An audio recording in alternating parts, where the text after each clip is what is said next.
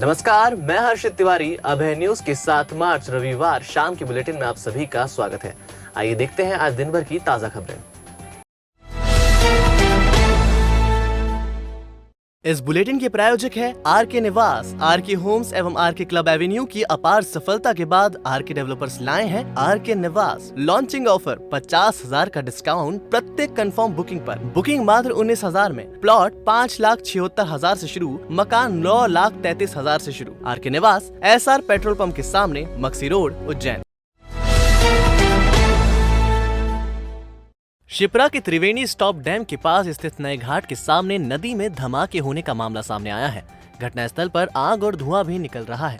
रुक रुक कर हो रहे धमाकों से ग्रामीणों में दहशत है। एहतियातन पीएचई ने यहां निगरानी के लिए कर्मचारी तैनात किया है। धमाकों से सकते में आए प्रशासन और पुलिस के अधिकारियों ने भी मुआयना किया। अब इसकी भूगर्भ विशेषज्ञ से जाँच कराई जाएगी। यहाँ से पानी के सैंपल भी लिए गए हैं, जिसकी पीएचई प्रयोगशाला में जाँच की जाएगी। ग्रामीणों के अनुसार पहला धमाका 26 फरवरी को हुआ था, हालांकि तब ध्यान नहीं दिया। 2 मार्च से लगातार धमाके, आग और धुआं निकलने की घटनाओं ने ग्रामीणों को दिला दिया। मोती नगर निवासियों के अनुसार 2-4 दिन से विस्फोट की आवाज आ रही है। अचानक धमाका होता है, आग और धुआं निकलता है, रुक रुक कर धमाके होते हैं। ये धमाके स्टॉप डैम के दोनों तरफ देखे जा रहे हैं, जिसके वीडियो भी ग्रामीणों ने बनाए हैं। यह क्षेत्र ग्राम पंचायत गोठड़ा में आता है। अधिकारियों ने निगरानी के लिए पीएचई के कर्मचारी पीरूलाल अंबोदिया को तैनात किया है। पीरूलाल का कहना है, शनिवार दोपहर 1:20 पर घाट के सामने पुरानी दीवार के किनारे धमाका हुआ। तब वे घाट पर ही थे। धमाके के साथ पानी 10 फीट ऊंचा उछला, आग और धुआं निकलने लगा। करीब 1 मिनट ये नजारा रहा। पिछले 3-4 दिनों से क्षिप्रा नदी और ख़ासतौर पर जो त्रिवेणी घाट है उसके आसपास कुछ ग्रामीण लोगों के द्वारा ये हमको रिपोर्ट करी गई थी कि वहाँ पर कुछ धमाकों की आवाज़ और धुआं उठने की जो है वो स्थिति उत्पन्न हो रही है नदी में। तो जब हमें पता चला तो हम लोगों ने थोड़ी वहाँ पर चौकसी बढ़ाई, तो हमको पता चला कि वहाँ पर 2 या 3 या 4 बार लगभग ऐसी घटनाएं पिछले 5 दिनों में हो चुकी हैं, जिसमें कि ब्लास्ट जैसे हुए हैं, चिंगारियाँ निकली हैं, धुआं निकली और तेज़ आवाज़ के साथ में इस प्रकार के विस्फोट हुए हैं। और उनके कुछ वीडियोज़ भी जो है ग्रामीणों के द्वारा या फिर जो नगर निगम का पीएचई विभाग है उनके द्वारा बनाए गए हैं। हमारे द्वारा जो उज्जैन में लोकल 1-2 जियोलॉजी का ज्ञान रखने वाले लोग हैं, प्रोफेसर्स हैं, उनको भी साइट पे ले जाया गया और जब ले जाके हम लोगों ने उनको दिखाया तो उनके द्वारा ऐसी शंका जताई गई कि या तो ये भूगर्भीय स्थित कोई हलचल भी हो सकती है या फिर कोई ऐसा केमिकल या कोई ऐसी गैस, चूँकि उसमें कुछ गंदा पानी भी का नदी के माध्यम से मिलता है, तो शायद उसके द्वारा कुछ ऐसे डिपॉजिट गैस या केमिकल हो गए हों जिसके कारण वहाँ पर ऐसी विस्फोट की स्थिति बन रही होगी। ऐसी आशंका उनके द्वारा जताई गई है। चूँकि ये ऐसी स्थिति है कि इस पर हमको पड़ताल करनी चाहिए कि एक्चुअल इसकी उत्पत्ति कहाँ से हो रही है। तो मेरे द्वारा जियोलॉजिकल सर्वे ऑफ इंडिया को लिखा गया है इस संबंध में और उनको जो मेल किया गया इसमें वीडियोज़ भी हमारे द्वारा साथ में संलग्न किए गए हैं। साथ में ओएनजीसी को भी हमने लिखा है कि शायद वहाँ पर अगर कुछ मतलब अगर गैस की वजह से या किसी अन्य लिक्विड की वजह से ऐसा हो रहा हो तो उनकी अगर भी कोई टीम यहाँ पर आके देख सके, जो मध्य प्रदेश में कहीं पर स्थित हो, तो उससे भी स्थितियाँ जो हैं वो पता चल सकती हैं कि क्या स्थिति बन रही है। तब तक के लिए, जब तक कि ये सारी टीम्स आके चेक नहीं करती हैं, जो वो पर्टिकुलर पॉइंट है उस संबंध में पुलिस का एक पॉइंट लगाने हेतु निर्देशित किया गया है, जिससे कि अगर कोई ग्रामीण वहाँ से गुजर रहे हैं या नहाने जा रहे हैं तो उनको हम लोग थोड़ा ताकीद कर सकें और थोड़ा दूर रख सकें उस स्थल से जहाँ पे इस प्रकार की घटनाएं हो रही हैं। चिंता वाली कोई बात नहीं है, कोई घबराने वाली बात नहीं है। ये बहुत लोकलाइज टाइप की चीज़ है जो अभी तक देखने में आई है और जो भी इसका कारण है 2-3 दिनों में हम लोग पता लगा लेंगे। तब तक थोड़ी सावधानी रखने की आवश्यकता है। 2-3 दिनों में सारी स्थिति जो है वो सामान्य साफ हो जाएगी। उज्जैन लोकायुक्त पुलिस ने नगर निगम के 4 अधिकारियों और एक बिल्डर के खिलाफ भ्रष्टाचार का केस दर्ज किया है। अधिकारियों ने कोर्ट के स्टे के बावजूद और नियम विरुद्ध तरीके से बिल्डर को एक विवादित भूमि पर भवन निर्माण की अनुमति दे दी। प्राथमिक जांच के बाद लोकायुक्त ने नगर निगम के तत्कालीन नगर निवेशक और भ्रष्ट अधिकारी मनोज पाठक, तत्कालीन भवन अधिकारी निगम में दीमक कहे जाने वाले राम बाबू शर्मा, घूसखोर अरुण जैन, भवन निरीक्षक मीनाक्षी शर्मा और बिल्डर सुशील जैन के खिलाफ भ्रष्टाचार का केस दर्ज किया है। सभी आरोपी वर्तमान समय में नगर निगम में कार्यरत हैं। हालांकि मामला संज्ञान में आते ही वर्तमान निगमायुक्त क्षितिज सिंघल ने भवन निर्माण अनुज्ञा पर रोक लगा दी है। मामला विक्रम विश्वविद्यालय मार्ग फ्रीगंज स्थित संपत्ति क्रमांक 40 की सह स्वामिनी दिव्या सिंह से जुड़ा है। दिव्या सिंह ने लोकायुक्त में शिकायत की थी कि उक्त आवासीय भूमि के अन्य सह स्वामियों ने इंदौर के बिल्डर सुशील जैन की company RM Veena estate developers private limited को संपूर्ण संपत्ति को स्वयं की बताते हुए बेच दिया, जिसमें मेरे हिस्से की भूमि शामिल है, जबकि उक्त संपत्ति का अब तक वैधानिक बंटवारा नहीं हुआ है। सुशील जैन ने उज्जैन नगर निगम से नियम विरुद्ध तरीके से उक्त भूमि पर भवन निर्माण की अनुमति ले ली है। शिकायत की प्रारंभिक जांच की गई तो पता चला कि शिकायतकर्ता दिव्या सिंह ने उक्त संपत्ति से ना तो अपना हिस्सा बेचा है और ना ही उक्त भूमि पर किसी तरह के निर्माण किए जाने की सहमति प्रदान की है। संपत्ति के अन्य हिस्सेदारों और दिव्या सिंह के बीच स्वामित्व को लेकर मामला कोर्ट में विचाराधीन है और अदालत ने निर्माण पर स्टे का आदेश दिया है, जिस पर नगर निगम के भ्रष्ट अधिकारियों ने नियमों को ताक पर रखकर प्लॉट पर मॉल निर्माण की अनुमति दे दी।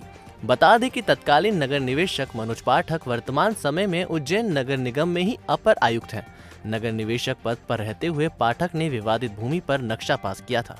इसके अलावा भी भ्रष्ट मनोज पाठक पर पहले भी कई भ्रष्टाचार के आरोप लग चुके हैं, लेकिन जनप्रतिनिधियों के सपोर्ट के चलते ये हर बार बच निकलता है। इसी प्रकार तत्कालीन भवन अधिकारी रामबाबू शर्मा ने भवन निर्माण की अनुमति दी थी। वर्तमान समय में वह उज्जैन नगर निगम में ही अधीक्षण यंत्री के पद पर है। इसे नगर निगम की दीमक कहा जाता है। ऐसे ही वर्तमान समय में अरुण जैन नगर निगम में कार्यपालन यंत्री है। अरुण जैन ने भवन अधिकारी रहते हुए आवासीय भूमि को कमर्शियल में परिवर्तित किए जाने का आदेश दिया था। अरुण जैन पूर्व मंत्री के रिश्तेदार बताए जाते हैं, जिसके चलते वे बेखौफ होकर जमकर भ्रष्टाचार करते हैं। किशनपुरा के गुंडे सुमित उर्फ कल्लीवाड़िया के 3 मंजिला आशियाने को रविवार दोपहर ढहा दिया गया है। भारी पुलिस बल की मौजूदगी में नगर निगम ने गुंडे के मकान को जमींदोज किया। कार्रवाई के दौरान पूर्व महापौर मदन लाल ललावत, पूर्व पार्षद नाना तिलकर सहित बैरवा समाज के अन्य लोग विरोध करने पहुंचे, लेकिन पुलिस ने उन्हें दरकिनार कर दिया। सुमित पर 1.5 दर्जन से अधिक गंभीर अपराध दर्ज हैं। वह पिछले 1.5 साल से फरार चल रहा है, जिस पर पुलिस ने इनाम भी घोषित कर रखा है। गुंडे के मकान पर कार्रवाई की बिसात प्रशासन ने शनिवार शाम को ही बिछा दी थी। विरोध और हंगामे की आशंका के चलते पुलिस ने वज्र वाहन सहित 3 थानों की पुलिस को तैनात किया था। बता दें कि करीब 2 साल पहले किशनपुरा में बदमाश के मकान पर कब्जा दिलाने गए जिला प्रशासन और पुलिस कर्मियों को 2 भाइयों ने नाको चने बिना दिए थे। करीब 4 घंटे के हंगामे के बाद पुलिस पिता, पुत्र और महिला को गिरफ्तार कर पाई थी, जिसके चलते इस बार पुलिस पूरी तैयारी से इस क्षेत्र में पहुंची।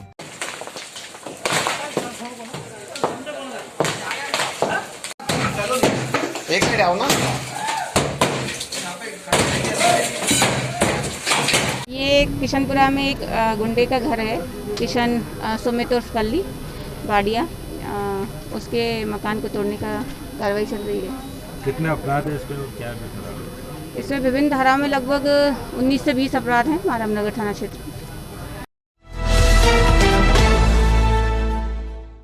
उज्जैन से करीब 10 किलोमीटर दूर गांव में रहने वाले किसान संजय सिंह आंजना, जो चंदूखेड़ी गांव में निवास करते हैं और खेती किसानी करते हैं। किसान संजय सिंह आंजना की एक बेटी ज्योति आंजना ने अपने माता पिता को इच्छा बताई कि वह पढ़ लिख कर डॉक्टर बनना चाहती है, और माता पिता ने अपनी बेटी की बातों को सुना और उसकी पढ़ाई में सहयोग किया।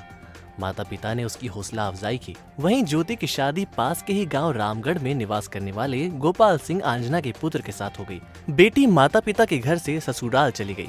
ससुराल में सास, ससुर और पति को अपनी डॉक्टर बनने की इच्छा बताई। बहू की बातों को ससुर, सास और पति ने माना और फिर सास, ससुर, पति ने भी सहयोग किया। ससुराल वालों ने बहू को पढ़ाया लिखाया और उसको जो भी समस्या परेशानी थी पढ़ाई के दौरान उसे खत्म करने का आश्वासन दिलाया। और एक दिन मेहनत सफल हुई। एक बहू, एक बेटी ज्योति डॉक्टर बनी। जब ज्योति डॉक्टर की डिग्री लेकर शहर पहुंची और उपचार शुरू किया तो सबसे पहले कैबिनेट मंत्री मोहन यादव पहुंचे, जहां उन्होंने अपने दांत दिखाकर उपचार करवाया। अब एक बेटी, एक बहू के डॉक्टर बन जाने के बाद माता पिता, सास, ससुर और पति बेहद खुश हैं।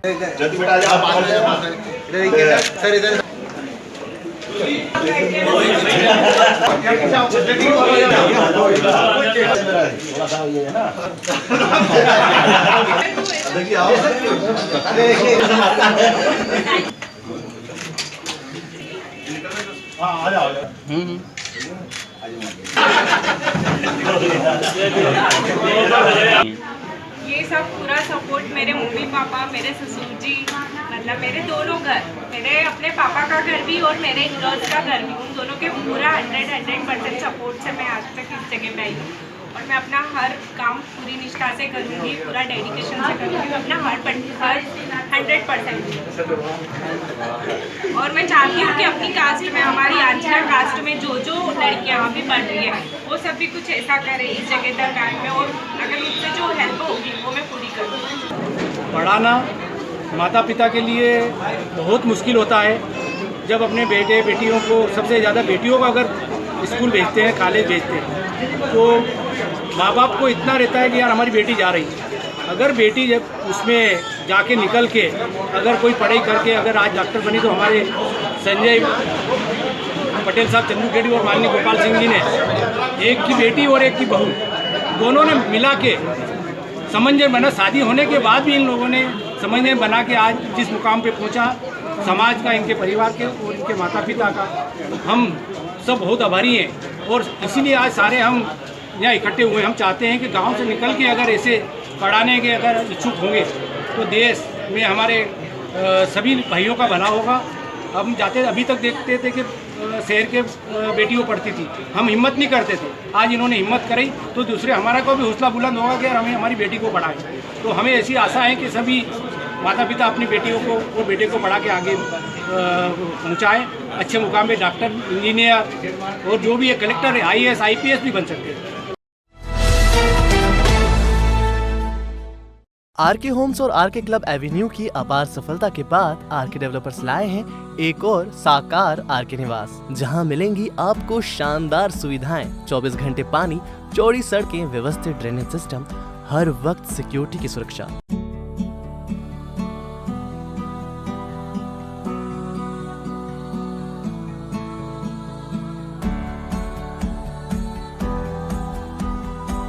और सबसे अच्छी बात तो यह भी है कि आपके घर का सपना आपके बजट में।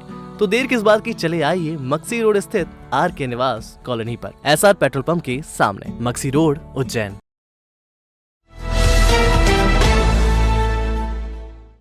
देवास के जवाहर चौक में बहादुर शाह मार्ग पर एक अनोखा मामला सामने आया है, जिसमें एक मकान के 2 मालिक सामने आकर खुद की संपत्ति बता रहे हैं। एक मालिक ने मकान को लेकर न्यायालय में शरण ली, जिसके बाद न्यायालय ने उनके पक्ष में निर्णय सुनाया। उसके बाद भी मकान में रह रहा परिवार, जो खुद को उस मकान का मालिक बता रहे हैं, खाली करने को तैयार नहीं है।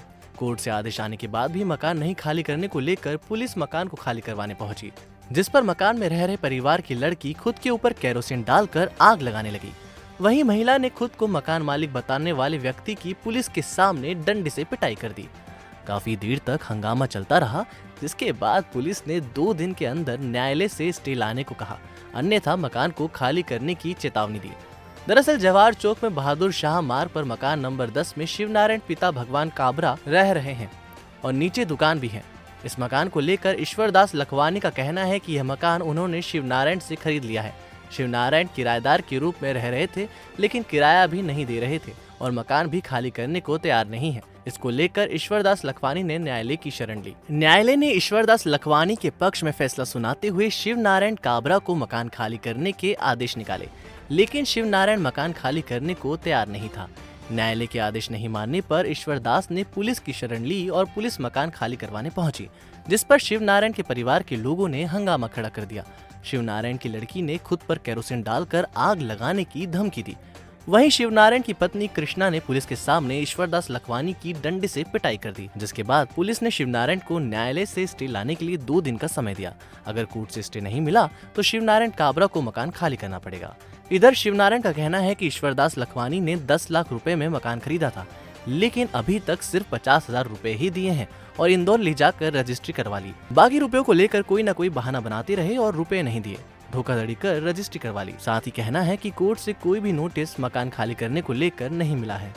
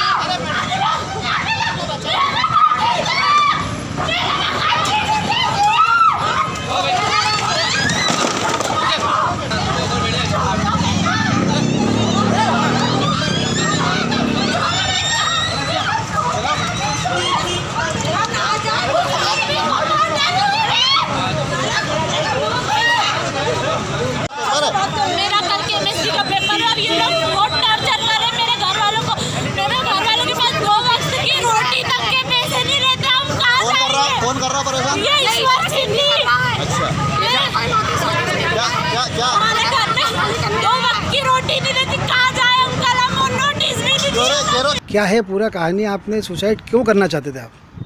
मेरे फैमिली वाले आर्थिक रूप से बहुत ज़्यादा गरीब है और पहले से कोर्ट का कोई नोटिस भी नहीं आया था कि हम मकान खाली कर देते।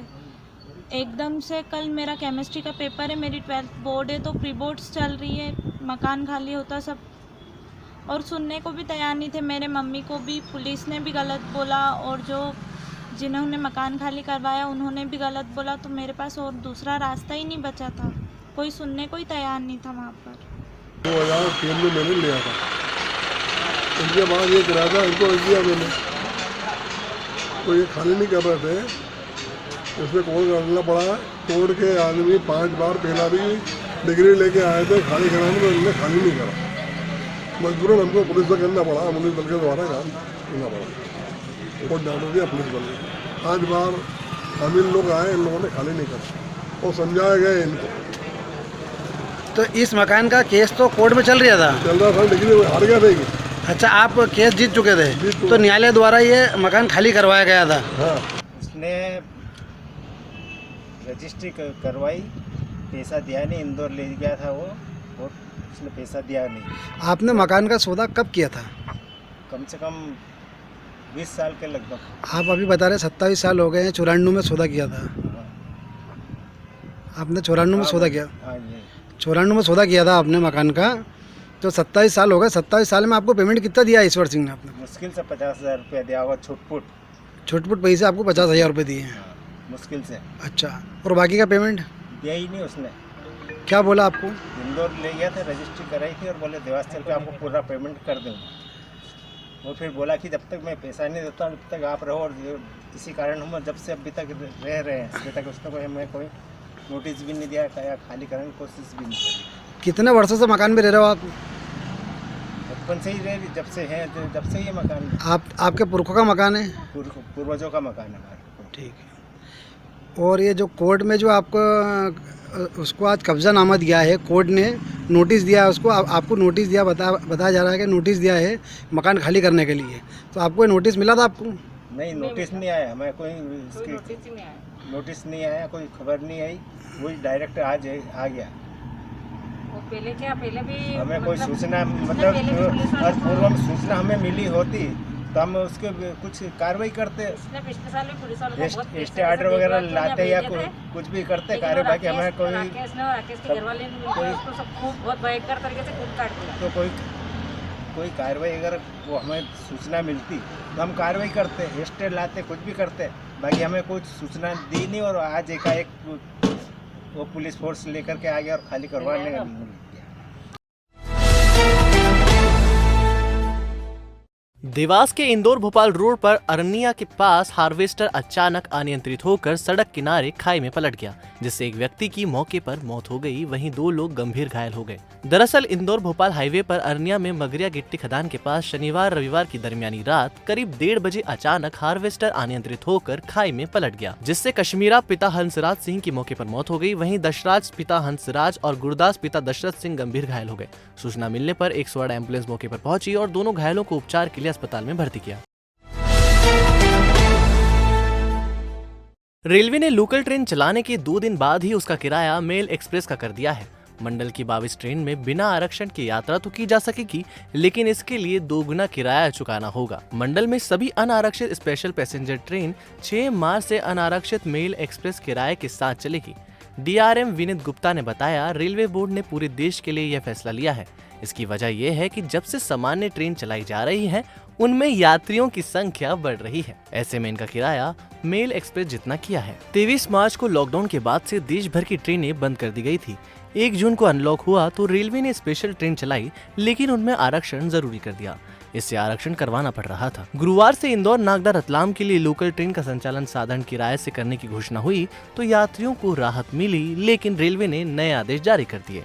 अब सामान्य श्रेणी अनारक्षित तो रहेगी, लेकिन उनमें मेल एक्सप्रेस ट्रेन जितना किराया लगेगा। देवास अब युद्ध के मैदान में बदल गया है। देश विरोधियों को यह एहसास हो गया है कि मोदी जी के रहते देश में हमले कराना, विस्फोट कराना संभव नहीं है।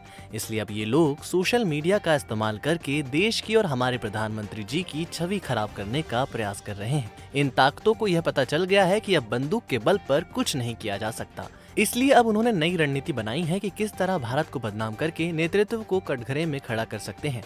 ऐसे लोगों को हमारे युवा जो पूरे समय सोशल मीडिया पर एक्टिव रहते हैं, जिन्हें हम साइबर योद्धा भी कहते हैं, वो सही जवाब दे सकते हैं। साथ ही कहा कि कांग्रेस अपने अस्तित्व की लड़ाई लड़ रही है। कांग्रेस पूरे मध्य प्रदेश में अस्तित्व खो रही है।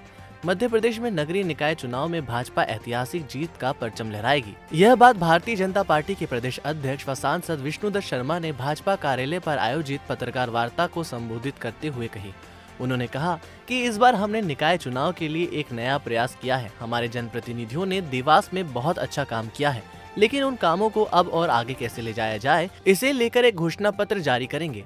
लेकिन यह घोषणा पत्र पार्टी तैयार नहीं करेगी, बल्कि जनता के प्रबुद्ध जनों के अभिमत पर इसे तैयार किया जाएगा। प्रदेश अध्यक्ष ने कहा कि समाज में कई ऐसे लोग हैं जो यह सोचते हैं कि कल का देवास कैसा हो। ये किसी राजनीतिक दल के सदस्य नहीं है, लेकिन उन्हें लगता है कि देवास के विकास में किसी बात को शामिल किया जाना चाहिए, तो उसे हम अपने घोषणा पत्र में शामिल करेंगे। हमारे मुख्यमंत्री प्रत्येक नगर निगम क्षेत्र के विकास के लिए एक रोड मैप तैयार कर रहे हैं। उस रोड मैप के साथ हम जनता के सुझावों, अभिमत को भी घोषणा पत्र में शामिल करेंगे। इसके लिए हम आम लोगों, प्रबुद्ध जनों से मिल भी रहे हैं और ईमेल तथा व्हाट्सएप पर भी सुझाव आमंत्रित किए जा रहे हैं। अपने अस्तित्व की लड़ाई लड़ रही है। उनके नेता अपने बेटों को स्थान दिलाने की लड़ाई लड़ रहे हैं। उनको कहाँ नगर निकाय के चुनाव और विधानसभा के चुनाव में उनकी स्थिति है। वो अपना अस्तित्व खो रहे हैं पूरे मध्य प्रदेश के अंदर। मध्य प्रदेश के नेतृत्व कांग्रेस का है, उनकी क्रेडिबिलिटी खत्म हो गई है। नीचे बहाने लेने के अलावा ईवीएम का बहाना लेंगे, कहीं कुछ लेंगे, कहीं झूठ बोलेंगे। ये जनता आपको बहुत अच्छे से जानती है, आपको जनता ने अच्छे से देखा है। नगर निकाय का चुनाव होने दो। कमलनाथ जी की सरकार जाने के बाद 15 अगस्त को झंडा फहराएंगे, 26 जनवरी को झंडा फहराएंगे, रोज झंडा फहराते हैं। अब झंडा फहर गए।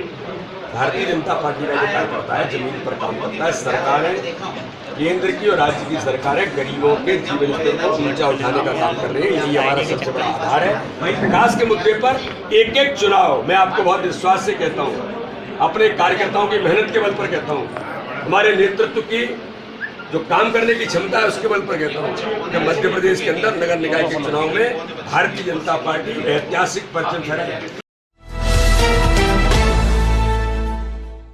उज्जैन शहर के प्रतिभाशाली युवा जो चाहते हैं डांस की दुनिया में अपना करियर बनाना, तो चले आइए ओशियन डांस क्लास। हमारे द्वारा आपको popping, lyrical, urban, jazz, contemporary, b boying, robotic, classical, belly dance जैसे सभी प्रोफेशनल फॉर्म सिखाए जाते हैं। इसके अलावा event management, annual function, reality show की कोरियोग्राफी भी कराई जाती है। साथ ही डिप्लोमा कोर्स, मास्टर कोर्स और भी अन्य प्रकार के कोर्स कराए जाते हैं। हमारा पता फ्रीगंज दवा बाजार, डी ब्लॉक, 2री मंजिल, हॉल नंबर X5।